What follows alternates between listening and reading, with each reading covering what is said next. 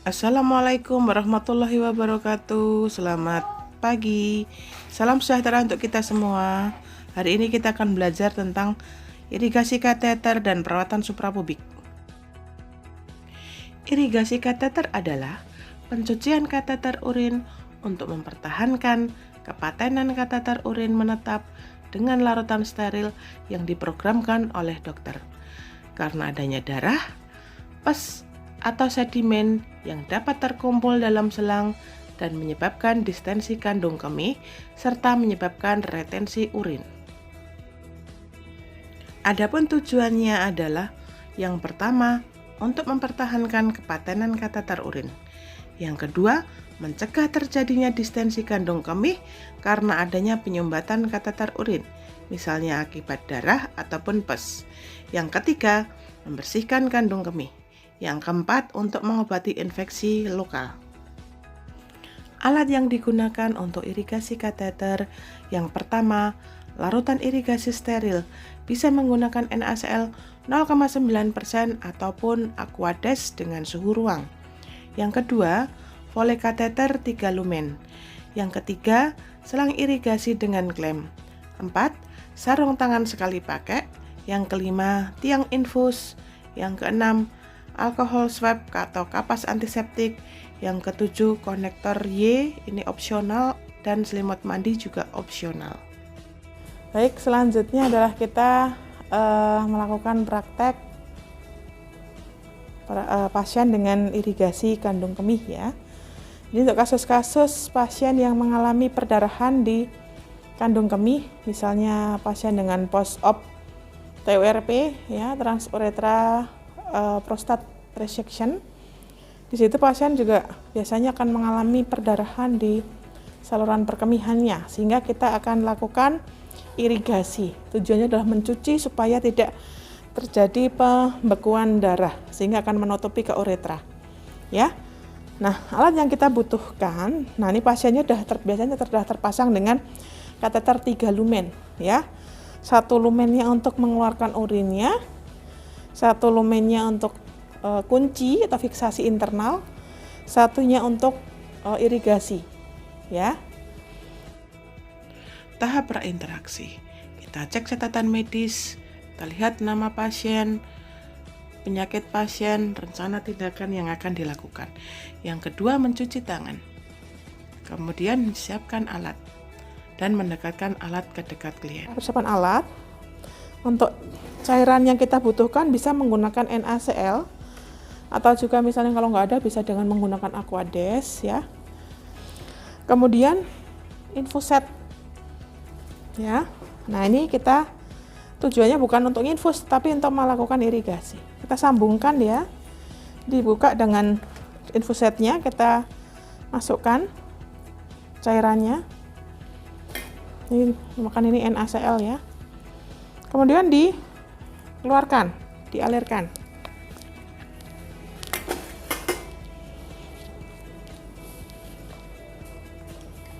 Tahapannya sama ya, kita ada persiapan alat, kita cek rekam medis, kemudian persiapan alat.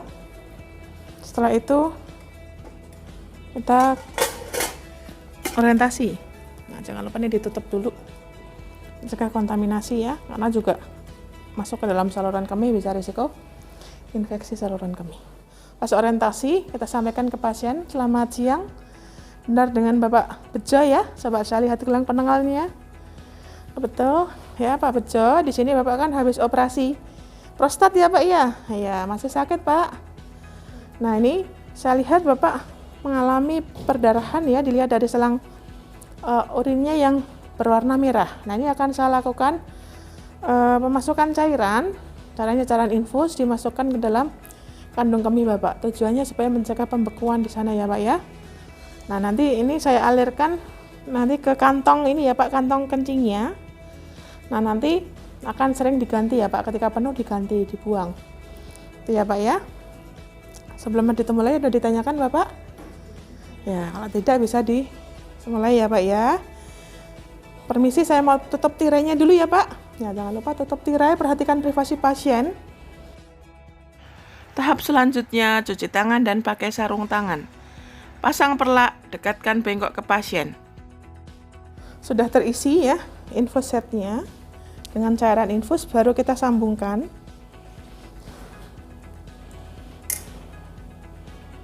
Ya, kalau kita rasa perlu dilakukan desinfeksi, kita desinfeksi dengan menggunakan alkohol swab, kemudian masukkan, ya, kemudian kita alirkan. Nah, untuk alirannya, karena ini tugas fungsinya untuk mengirigasi ya, jadi alirannya nggak kayak tetesan infus, di los, ya, dimaksimalkan, ya, di loading, cairannya di loading, ya. Apalagi nih hari-hari yang pertama, ya, tetesannya dimaksimalkan, enggak masalah, seperti itu, ya. Nah, nanti sambil kita perhatikan aliran yang keluar, ya, aliran keluar ini apakah sama atau tidak. Nah, yang harus diwaspadai adalah ketika ini alirannya netes kenceng, tetapi di sini nggak keluar, teman-teman, ya, nggak keluar. Dan di pasien yang mengalami nyeri, distensi, suprapubik, ini yang harus hati-hati. Bisa jadi ada sumbatan di dalamnya, ya.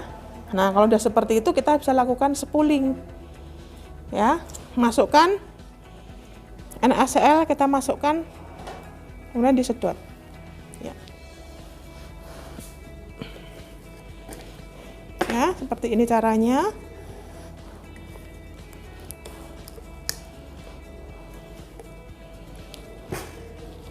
Bisa jadi karena ada stosel ya. Nah, kita hentikan alirannya dulu, ya.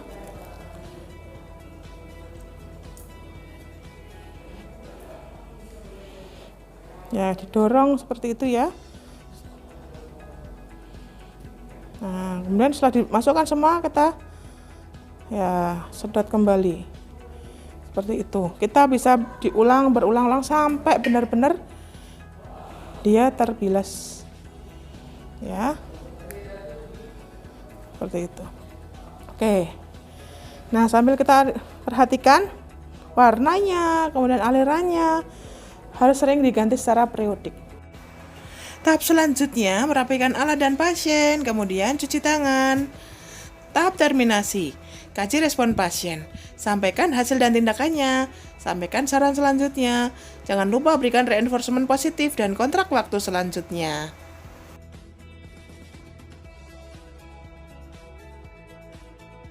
Assalamualaikum warahmatullahi wabarakatuh. Kita lanjutkan ya dengan praktek perawatan suprapubik pada pasien dengan pembesaran prostat, benigna prostat hipertrofi, di mana prostatnya itu sudah sangat besar, lebih dari 50 gram. Biasanya dokter akan merekomendasikan dilakukan tindakan operasinya bukan lewat uretra, jadi bukan transuretra pengambilan prostatnya, tetapi dilakukan insisi di atas suprapubik, ya. Nah, kondisi ini banyak penyulitnya ya, teman-teman. Seperti ini contohnya. Karena itu dilakukan insisi di dinding abdomen, kemudian ke dinding vesika urinaria. Masalah yang sering terjadi adalah sering basah, rembes. Karena di situ juga akan keluar urinnya. Ya, sehingga masalah yang paling sering terjadi adalah lukanya sulit untuk sembuh karena di sini selalu basah. Ya. Bahkan untuk balutan seperti ini juga kadang sudah hanya tahan 1 jam 2 jam, ya. Nah, bagaimana supaya kita bisa melakukan perawatan? Ya, kita gunakan bahan yang tersedia, ya. Kalau seadanya, misalnya pasiennya nggak mampu, kita bisa menggunakan pembalut wanita, boleh. Asal itu jadi secondary dressing, bukan primary dressing. Primary dressing tetap menggunakan yang steril ya, kasa steril seperti itu. Oke, di sini akan saya lakukan untuk perawatannya. Alat yang disediakan adalah dressing set atau perawatan luka ya. Kemudian cairannya menggunakan cairan membersih lukanya dengan menggunakan NaCl. Untuk topical terapi bisa menggunakan apapun ya yang tersedia di rumah sakit. Tapi untuk povidone iodine sudah tidak dianjurkan lagi ya. Nah, biasanya untuk pasien-pasien pasca bedah yang di kelas 3 itu biasanya menggunakan tule. Bisa dari antul, sufratul, itu silahkan boleh ya. Oke, untuk alat-alatnya ini ada pinset anatomis, pinset chirurgis, kemudian ada steril, ya, kemudian ada kasa. Ini karena kondisinya steril, Ya, kita tidak boleh mengambil begitu saja tanpa sarung tangannya menggunakan sarung tangan yang steril ya. Sekarang sudah tidak tersedia adanya korentang, sehingga jangan nanti di rumah sakit cari korentang, nggak ada korentang ya. Jadi kalau di rumah sakit dibungkusnya dengan menggunakan plastik ya. Oke, selanjutnya setelah persiapan alat kita cek rekam medis ya. Tadi Bapak Bejo dengan kondisi post op suprapubik ya. Dengan pengambilan prostatektomi suprapubik akan dilakukan perawatan luka ya. Setelah itu kita dekatkan alat ke pasien, kita orientasi ke pasien. Selamat siang Pak Bejo, benar dengan Pak Bejo ya, saya lihat gelang pengenalnya. Pak Bejo bagaimana kabarnya? Luka operasinya masih terasa sakit enggak Pak? Ya, di sisanya perawat Santi akan melakukan perawatan di luka operasi Bapak ya. Tujuannya adalah mencegah supaya tidak terjadi infeksi ya Pak. Saya butuh waktu kurang lebih 10 sampai dengan 15 menit sebelum dimulai. Ada yang ditanyakan Pak Bejo? Tidak ada. Kalau Pak Bejo nanti merasakan nyeri bisa tarik nafas dalam ya Pak Bejo ya. Sebentar saya tutup tiringnya dulu. Ya, jaga privasi pasien ya teman-teman. Ya, selanjutnya adalah ya kita tadi siapkan peralatannya. Kita bisa menggunakan handscoon bersih dulu ya. Gunakan cuci tangan pakai handscoon bersih. Permisi ya Pak Bejo ya.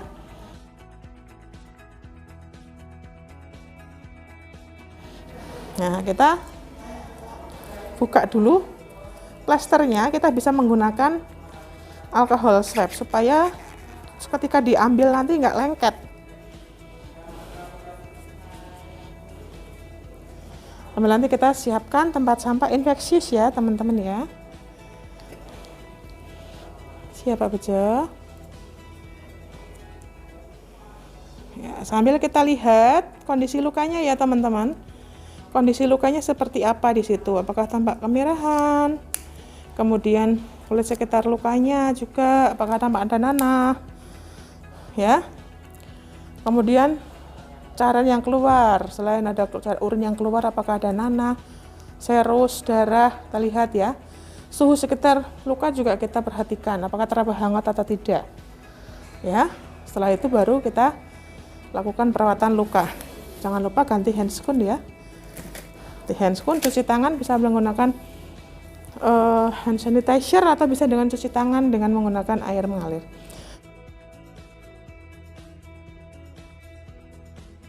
Oke, berikutnya kita siapkan cairannya.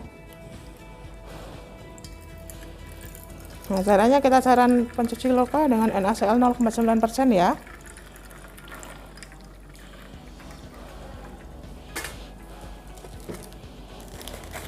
Ya, nah, ini nanti kita siapkan untuk tulenya.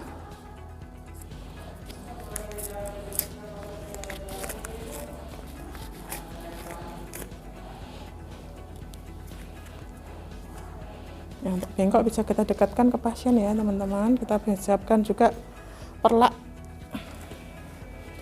Ya, karena kan tadi pasiennya bisa rembes kemana-mana ya. Siap Pak Bejo ya.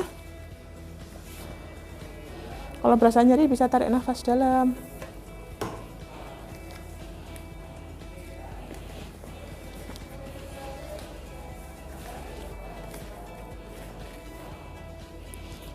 Untuk perawatan seperti ini memang membutuhkan waktu yang lama ya Pak, jadi harus sabar.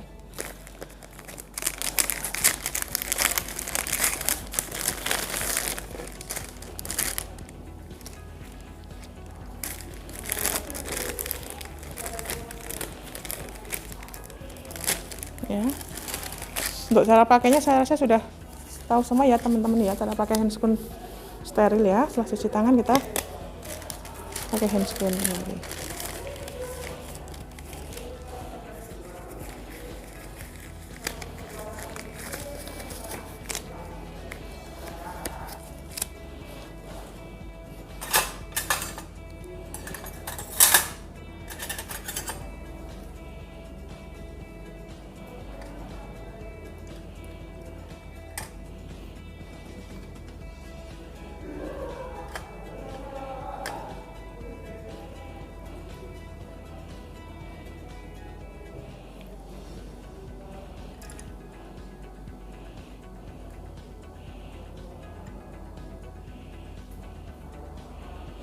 Oke, baik, kita dekatkan ke pasien ya. Kita bersihkan. Dimulai dari bagian dalam, keluar. Ya, kalau berasa nyeri, tarik nafas dalam ya Pak ya.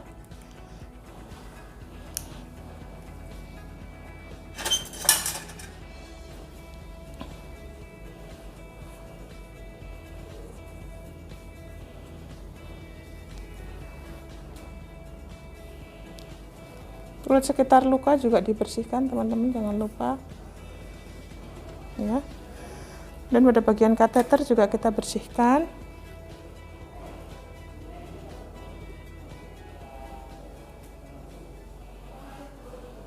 Ya. Oke, setelah terasa bersih, bisa dengan menggunakan topical terapi, dengan bisa menggunakan tule.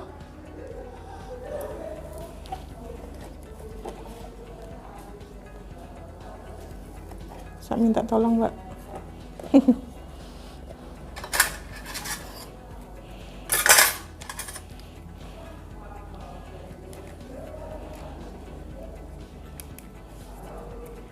Ya, kita sesuaikan dengan ukurannya luka.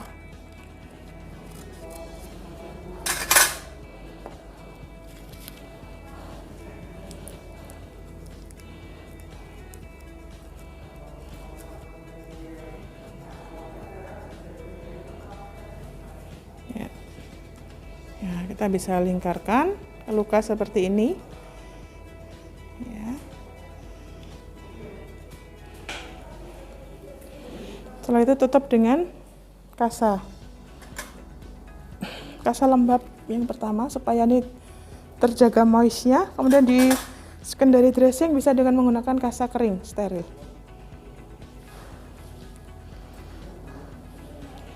Nah, kalau tadi ya kondisinya rembes terus, kita bisa pakai yang kasa tebal. Kalau nggak ada keterbatasan alat, kita secondary dressingnya pakai pembalut atau pakai diapers, itu juga boleh ya. Setelah itu baru dilakukan plester atau bisa dengan dibalut dengan kasa perban.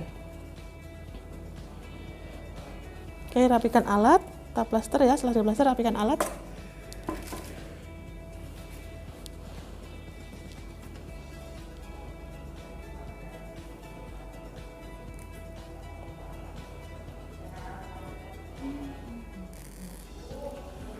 Ya, untuk pemberian plasternya nanti juga agak lebar ya, jadi jangan dekat kulit yang transisi atau kulit perbatasan antara sehat dengan yang sakit ya. Oke, setelah itu kita rapikan alat, kita kaji responnya pasien. Ya, kaji respon kita langsung aja. Gimana Pak, sakit nggak Pak? Setelah dilakukan perawatan tadi Pak. Ya, kalau merasa sakitnya lebih nyeri dari yang kemarin ataukah sekarang sudah mulai berkurang dari yang kemarin? Sudah mulai berkurang. Oke, baik Pak, semoga luka Bapak segera cepat sembuh ya. Asalkan Bapak juga harus mengkonsumsi makanan yang sudah disediakan di rumah sakit. Pak sudah mendapatkan ekstrak putih telur, harus dihabiskan ya. Tujuannya supaya mempercepat penyembuhan luka ya. Atau bisa nanti Ibu membelikan ikan kutuk juga boleh, atau ikan gabus, itu juga bagus, tinggi proteinnya ya. Oke Bapak, nanti kalau misalnya Bapak mengalami keluhan lukanya rembes lagi, bisa disampaikan kepada kami ya. Begitu ya Pak ya, silakan beristirahat kembali. Terima kasih. Assalamualaikum warahmatullahi wabarakatuh. Tahap selanjutnya merapikan alat, cuci tangan, dan dokumentasi. Terima kasih. Wassalamualaikum warahmatullahi wabarakatuh.